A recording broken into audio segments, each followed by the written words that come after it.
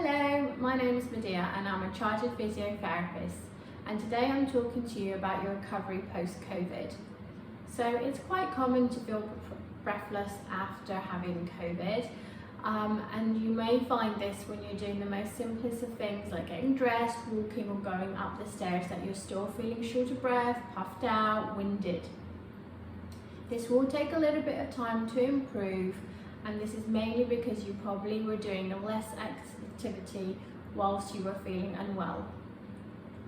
As you now gradually feel better, it's important to pace yourself to build up your strength and recover your breathing in order to help you whilst you're doing your exercises and activities, so that you don't feel the breathlessness getting in the way. This does take a bit of time. It can be 6 to 8 weeks whilst you're building yourself up, so bear that in mind. It's also really important to remember that when we get short of breath, breathless, it can turn into panic and anxiety, and it's really important to try to avoid that, as that increases our breathless even more. So today I'm going to go over some positions and some breathing exercises you can do to help yourself, either when you're feeling short of breath, and also ones that you can practice at other times, so you have a strategy in place when you feel breathless. So starting off with, we are going to go with our 3 key positions we adopt when we are feeling short of breath. So the first one we do is by placing our elbows onto our knees and breathing here.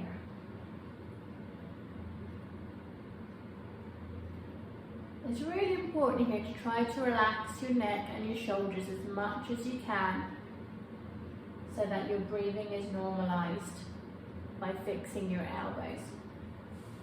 Position number 2 you can adopt when you're feeling extremely breathless is to get a towel, place it over a towel or a pillow, place it onto a table, and then make yourself comfortable by leaning completely over.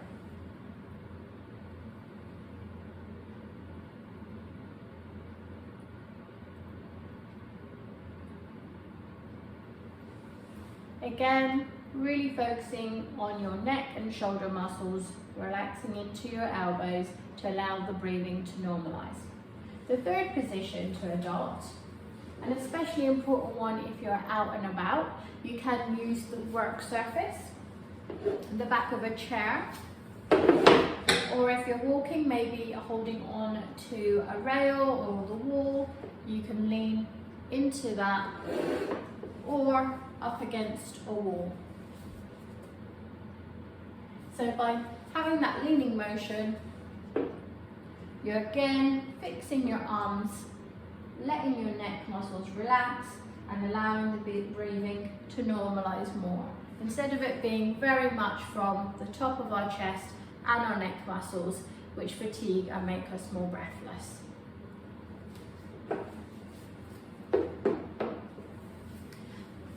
So those are 3 ways you can relax your breathing when you are feeling panicked, when you're feeling breathless, short of breath, to help you recover your breathing back down to normal and to prevent it getting more of a panic attack.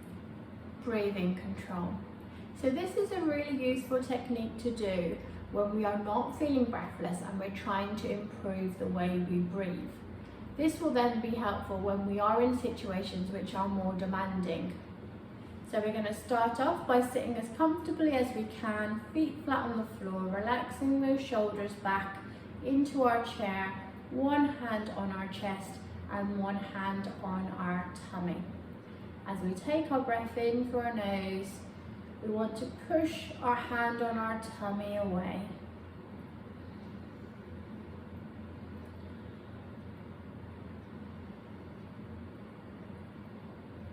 Taking that breath in through the nose as you can, and breathing out, pushing the hand on your tummy away. Just relaxing the shoulders, neck and arm. Focus on slowing down that breath a little. Breathing a little bit slower and deeper.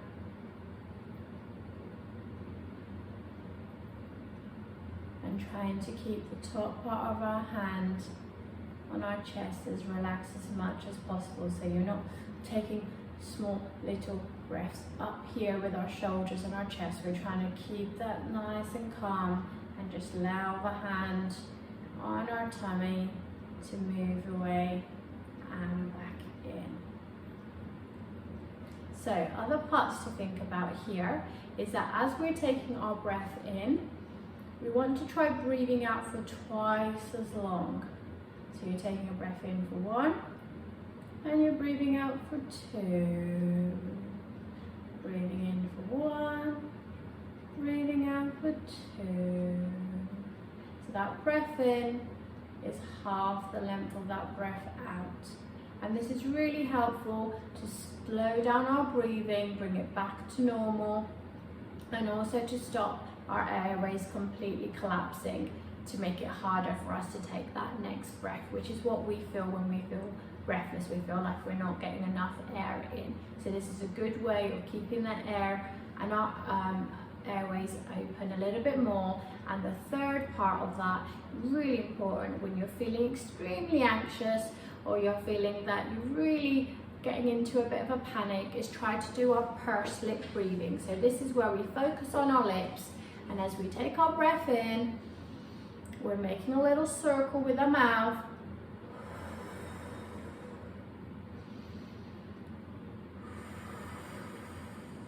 So you're doing a little sigh, you're making a roundness with your mouth, and you're blowing out gently through that mouth. So in through the nose, and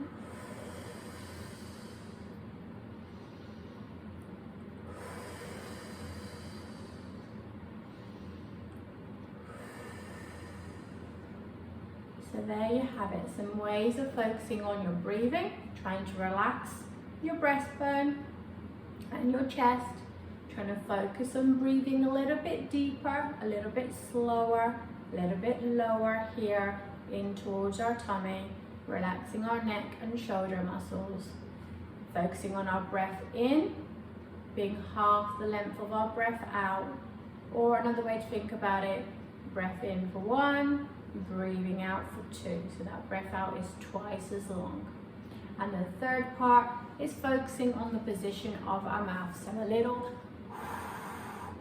sigh out as we breathe out. Therefore our airways aren't collapsing completely after us, making that next breath a lot easier to take in. So then focusing on pacing generally. So you may find that you can't do as much as you did before, or for as long as you did before. And this is where our energy levels are lower, our exercise tolerance is lower, and we need to focus on our pacing. So this is where you want to scatter the activities you need to do over a course of day, and not rushing yourself and putting pressure on yourself to do everything all in one go. Gradually over time, as you build up your exercise tolerance, as your lungs start to feel more recovered, you'll find you can go back to things as you were before, but it's just building activities and tasks in gradually and building up your exercise tolerance on a gradual basis. Moving on from there then is also our energy conservation. So thinking about when you have the most amount of energy and how you can reserve some of your energy. So when we're standing up doing activities, we waste a lot of energy. So in the beginning, it's useful if you can maybe use a stool. So if you're chopping vegetables, if you're ironing, if you've got a stool that you can sit on whilst you do that, you'll be reserving some of your energy whilst you're physically doing an exercise as well. And this is only temporary whilst you're building up your tolerance again. And then the third part, moving on from there, is to focus on your stress management. The more stressed we get, the more anxious we get, the more breathless we will get. So it's really important to talk to the people around you, to call, FaceTime, whatever connection you can do in these crazy times, to make that connection, to reach out, to talk about how you're feeling, and seek any help that you may need as well. It's really important to think about things that you enjoy, hobbies you can do at home that really help give you some me time, to help you relax and unwind, so you're helping to build more self-care into your routine and trying to decrease that anxiety and pressure that you have on yourself. And then finishing off, I just wanted to mention how great walking is. It's a great way to go back to building your exercise routine that you had before, or if you weren't doing as much but you're finding that everyday tasks are harder, exercise is a great way to build up your strength as well. So starting off with week 1, try to go for a walk every day, about 5-10 minutes. Even if that's in the back garden, if you're not going out, that's really useful to start off with. And then week 2, build up to maybe 10-15 minutes each time, going every day, building up that strength, seeing how you feel. And then the 3rd week, taking it back a little bit, going back to your 5-10 minutes a day, just so you're building yourself up and not doing too much too soon. Week 4, build that up to 20-25 minutes a day. So you've got that increase of endurance, you're going that little bit further, or you're doing a couple of more laps just closer to home. And then finally, week 5, 6, try to build that up to 25 to 30 minute walk a day, and that should really help you come back to your normal self. And for those that were running, you may find this is a nice way to build up your running routine back to what you were doing before. So maybe going for that 5-10 minute run and then building that up each week to go back to the length that you were doing. I hope you found all these tips useful. I have got another video which is purely on an exercise routine you can do at home to build up your strength in your legs and arms, which happen to be really useful with our activities of daily living and helping us with our shortness of breath. So please do feel to find that one as well and do that as part of your routine. See you soon.